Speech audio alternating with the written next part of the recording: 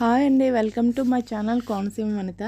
పెళ్ళి అనేది ఎవరి సాంప్రదాయాలు ఆచారాల ప్రకారం వాళ్ళు చేసుకుంటారు. కోనసీమ ప్రాంతంలో పెళ్లి ఏ విధంగా చేస్తారో ఈ వీడియోలో చూపిద్దాం అనుకుంటున్నానండి. పెళ్లి రోజు మార్నింగ్ పెళ్లి కూతురికి కాళ్ళగోళ్ళు కార్యక్రమాలు అయితే స్టార్ట్ అవుతాయండి. పెళ్లిపీట వేసి పెళ్లి కూతుర్ని తోడ పెళ్లి కూతుర్ని కూర్చోపెట్టి దంపతులందరి చేత అక్షింతలు వేస్తారు. ఆ అక్షింతలతో పాటు డబ్బులు కూడా దిష్టి తీసి ఒక గిన్నెలో వేస్తారనమాట. అవి మంగళకి వెళ్తాయి. పెళ్లి కూతురు పక్కన కూర్చున్న తోడ పెళ్లి కూతురు చిన్నపిల్ల కావడంతో ఏడుస్తూ ఉంటే వాళ్ళ అమ్మగారు సర్ది చెప్పి మరీ కూర్చోపెట్టారు. అలా ఏడుస్తూనే ఉంది ఈ కార్యక్రమం అయినంతసేపు. ఇంట్లో ఎంతమంది దంపతులు ఉంటే అంతమంది చేత కూడా అలాగా అక్షింతలు వేసి ఆశీర్వదిస్తారండి. ఇలా అందరూ అక్షింతలు వేసిన తర్వాత బాజా భజంత్రులతో వెళ్ళి అవిరేడి పిడతనైతే తీసుకొస్తారు.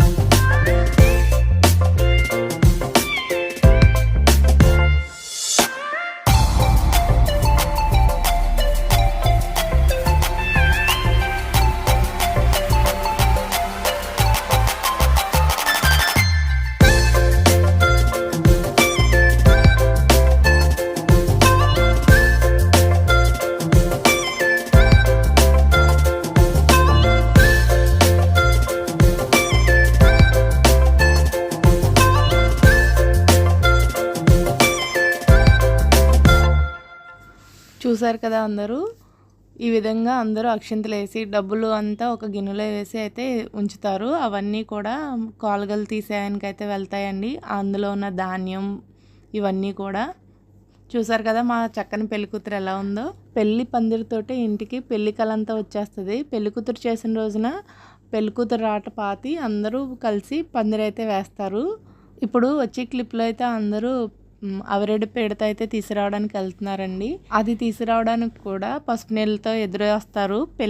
పెళ్ళి పనులు స్టార్ట్ చేసిన కాడి నుంచి పెళ్ళి అయ్యేంత వరకు కూడా పసుపు నీళ్ళతోటే ఎదురు వస్తూ ఉంటారు. ఒక పల్లెల్లో స్వయం పాకం తీసుకుని వెళ్ళి అది అవిరేడి పిడత ఎవరి దగ్గర నుండి అయితే తీసుకువస్తారో వారికి ఇచ్చి అవిరేడి ముంతనైతే తీసుకువస్తారు. అవిరేడి ముంతని తీసుకొచ్చిన తర్వాత దానికి దిష్టి తీసి అమ్మాయికి కానీ అబ్బాయికి కానీ కనిపించకుండా కొంగు ముసుగు వేసి అయితే ఇంట్లోకి అయితే తీసుకొస్తారు.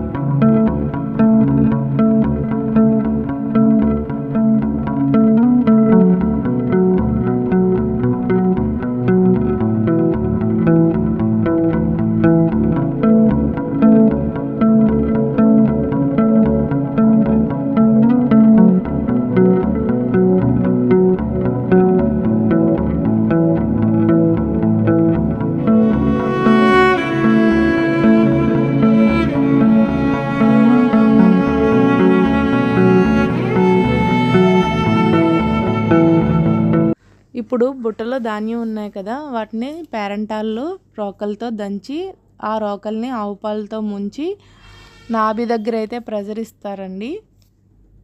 అలా పేరంటాళ్ళందరూ ఆ కార్యక్రమాన్ని పూర్తి చేసిన తర్వాత కాలిగోళ్ళు చేతిగోళ్ళు కూడా ఆయన తీస్తారండి.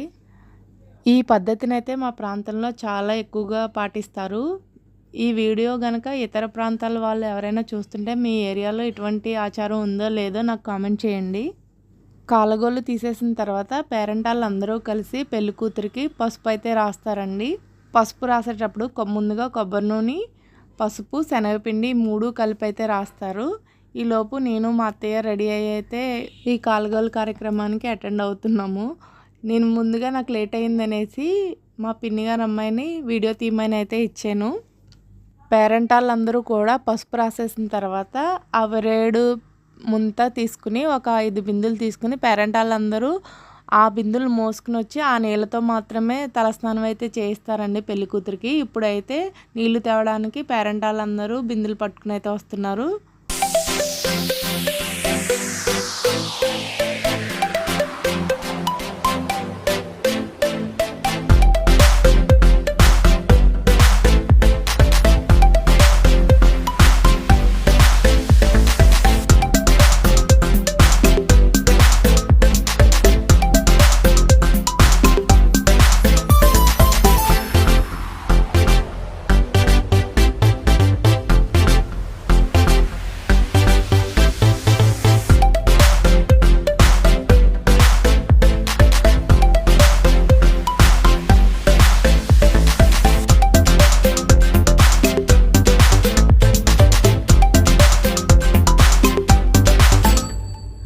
ఈ నీళ్లు తీసుకొచ్చేటప్పుడు పేరెంటాలతో పాటు ఇంట్లో ఉన్న అందరు ఆడవాళ్ళు కూడా సరదాగా వస్తారండి.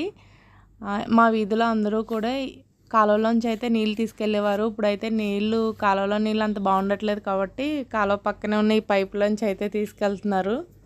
ఇత్తడి బిందెలు అనేవి నీళ్లు పట్టాక చాలా బరువుగా ఉంటాయి కదండి. ఇదివరకటి రోజులు అయితే వాటిని ఒకళ్ళే మోసేవారు. ఇప్పుడు ఒక బిందెని ఇద్దరు కలుపుని మోసుకుంటూ వస్తున్నారనమాట. ఏ ఫంక్షన్ అయినా సరే అక్కడ ఆడవాళ్ళ సందడి అంటే వేరే లెవెల్గానే ఉంటుంది కదా. మంచి మంచి కలర్ శారీస్తో మెరిసిపోతూ ఉంటారు. ఇప్పుడు చూడండి, వీళ్ళందరూ కూడా ఒక బిందెని ఇద్దరిద్దరు మనుషులు పట్టుకుని సాయం చేసుకుంటూ తీసుకెళ్తున్నారు. ఇల్లు దగ్గర కాబట్టి సరిపోయింది, ఇంకొంచెం దూరం అయితే మటుకు వీళ్ళ కష్టాలు మనం చూడలేమన్నమాట. నేను ఇక్కడైతే ఖాళీ బిందె ఒకటి ఉంటే అది చక్కగా భుజాన్ని పెట్టుకుని వీడియోకి పోజ్ అయితే ఇచ్చుకుంటూ వచ్చాను.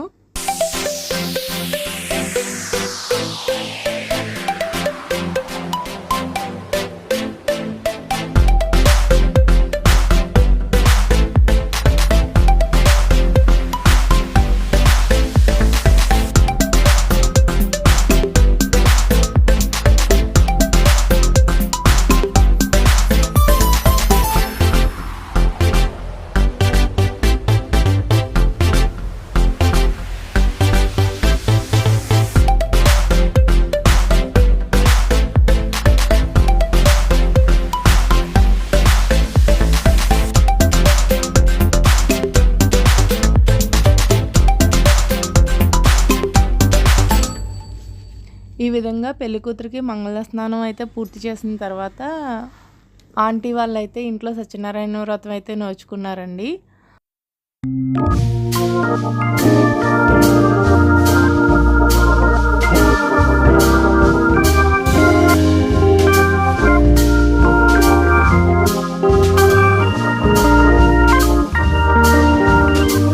ఈ పెళ్లి తంతులో మరొక ముఖ్యమైన ఘట్టం ఏంటంటే వానదేవుడికి బూరెలేయడం అనమాట. అది వేసవకాలం అయినా శీతాకాలం అయినా వర్షాకాలం అయితే మరీ ముఖ్యంగా వేస్తారండి. కంపల్సరీ ఇంట్లో పెళ్ళి కానీ గృహప్రవేశం కానీ ఏదైనా శుభకార్యం ఉన్నప్పుడు కంపల్సరీ వానదేవుడికి బూరెలు అయితే వేస్తారు. ఇలా ఎందుకు చేస్తారంటే వర్షం వచ్చి కార్యక్రమానికి ఎటువంటి ఆటంకం లేకుండా చక్కగా ఫంక్షన్ అంతా బాగా జరగాలని అయితే చేస్తారు. ఈ బూర్లు వేసేటప్పుడు చాలా ఫన్నీగా అయితే ఉంటుందండి. బూర్లు గాలిలోకి ఎగరేసి ఎవరు క్యాచ్ పట్టుకుంటే వాళ్ళకే అనమాట అవి. నాకైతే 3 బూర్లు అయితే దొరికాయి. ఈ కార్యక్రమం అంతా కూడా పూర్తయిపోయిన తర్వాత పెళ్ళికూతురు చేత పేరెంటాళ్ళకి తాంబూలం ఇప్పించిన తర్వాత మాత్రమే పెళ్ళికూతురికి టిఫిన్ పెడతారండి. పెళ్ళికూతురు ఇంటి దగ్గర మార్నింగ్ భోజనాల సెక్షన్ అయితే సింపుల్గానే ఉంటుంది. ఎందుకంటే వచ్చిన చుట్టాలు ఇంట్లో మట్టుకే సింపుల్గా అయితే చేస్తారు. తర్వాత పెళ్లి రోజు సాయంత్రం పెళ్ళికొడుకు వాళ్ళు వస్తారు కదా, అప్పుడైతే ఇంకొంచెం గ్రాండ్గా ఉంటుందండి డిన్నర్ సెక్షన్ అంతా కూడా. నిజంగా పెళ్లి రోజు ఈవినింగ్ డిన్నర్ అంతా కూడా చాలా బాగుంది. ఈవినింగ్ డిన్నర్ దగ్గర అయితే తీయడం మర్చిపోయానండి, అందుకని ఇవి ఇంక్లూడ్ చేశాను. ఈ భోజనాల సెక్షన్ అంతా పూర్తయిపోయిన తర్వాత పెళ్లి కూతురుని అయితే కళ్యాణ మండపానికి తీసుకెళ్ళడానికి అయితే రెడీ చేశారు. అక్కడ కళ్యాణ మండపానికి వెళ్ళిన తర్వాత ముహూర్తం టైం కూడా 8:30 ఆ టైం గురించి తొందరగా అయితే వెళ్ళిపోయారండి ఇంటి దగ్గర నుంచి. తర్వాత మేము అందరం కూడా రెడీ అయ్యి వెళ్ళాము పెళ్ళికి. పెళ్లి దగ్గర ఎక్కువ నేను పెళ్లి దగ్గర ఎక్కువసేపు అయితే ఉండలేదు, తొందరగా వచ్చేసాను ఇంటికి. మా తమ్ముడు వాళ్ళ ఫ్రెండ్ చాలా హడావుడిగా ఉంటాడు. పెళ్ళిళ్ళలో కానీ జాతరలో కానీ హడావుడి అంతా తిందే అనమాట. ఇప్పుడైతే కళ్యాణ మండపంకి వచ్చేసాం. కళ్యాణ మండపం యొక్క డెకరేషన్ అయితే చాలా బాగుందండి. ఈ పూల మండపం సెలక్షను పెళ్ళికొడుకుదంటండి, కానీ చాలా బాగుంది. దగ్గర నుంచి చూస్తే ఇంకా బాగుంది. వీడియోలో అంత క్లారిటీగా కనిపిస్తుందో లేదో తెలియదు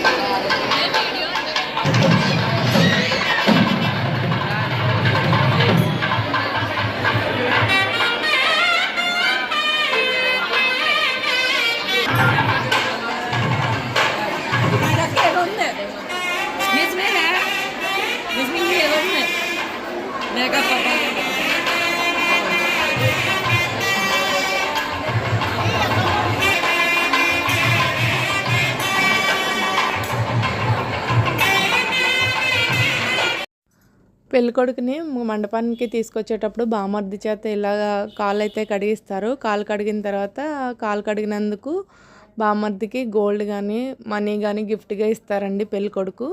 నేను వీడియో తీయమని మా సిస్టర్కి ఇస్తే దానికి ఎలా తీయాలో తెలియక ఇలా నిలువుగా తీసింది. ఇలా కాలు కడిగేసిన తర్వాత పెళ్ళికొడుకునైతే మండపం ఎక్కించి పూజ చేయిస్తారండి. ఈలోపు పెళ్లి కూతురికి పసుపు చీర అయితే ఇస్తారు. ఆ పసుపు చీరతోటే పెళ్ళైనంత జరుగుతుంది. ఇప్పుడు ఈ పసుపు చీర కట్ అయితే మేము అందరూ రెడీ చేస్తున్నాము.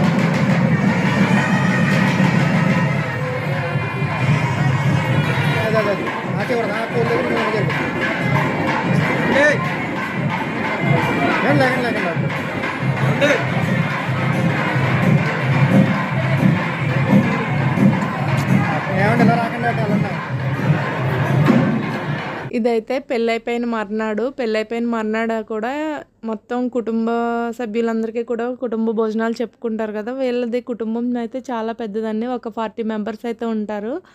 వాళ్ళందరూ కూడా ఇంట్లో ఆడవాళ్ళందరూ సరదాగా కలిసి కూరగాయలన్నీ కట్ చేసేవాళ్ళు కొందరైతే, కొంతమంది వంట చేసేవాళ్ళు ఉంటారు.